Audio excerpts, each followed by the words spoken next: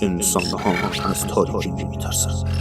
از این می‌ترسند که داخل تاریکی تنها نباشند.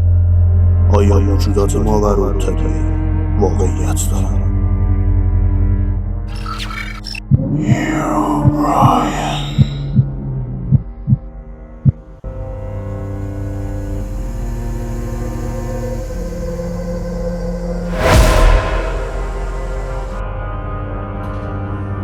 بختک، موضوعی که سالیان سال خیلی‌ها رو درگیر خودش کرده.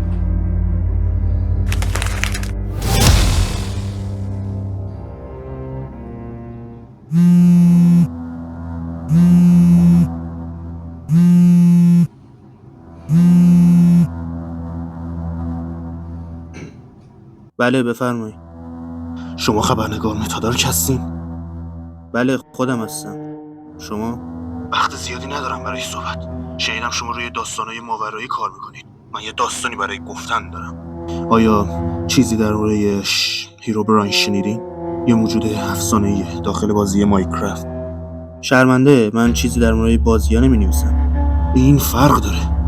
این چیزی که در موردش حرف می‌زنم از بازی خارج شده و شرکت سازنده اون بازی سرپوش گذاشته روش.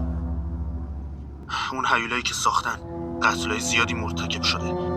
شما باید الو الو الو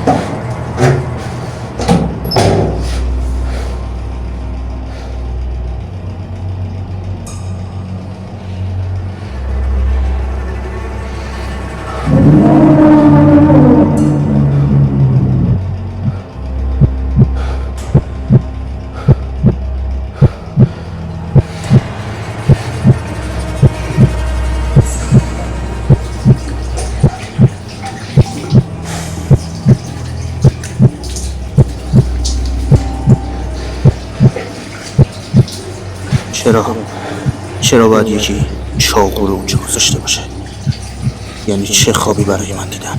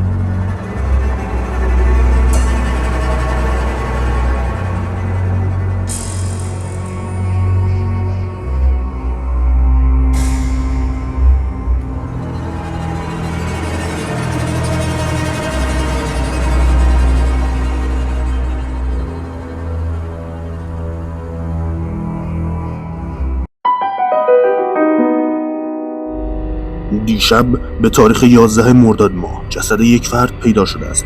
گویا جسد آن شخص که هنوز هویت وی مشخص نیست در فضای سبز شمال شهر یافت شده است. پلیس دلیل مرگ وی را ضربات مکرر چاقو اعلام کرده. طبق اطلاعاتی که به دست ما رسیده، او در حال فرار از دست شخصی بود.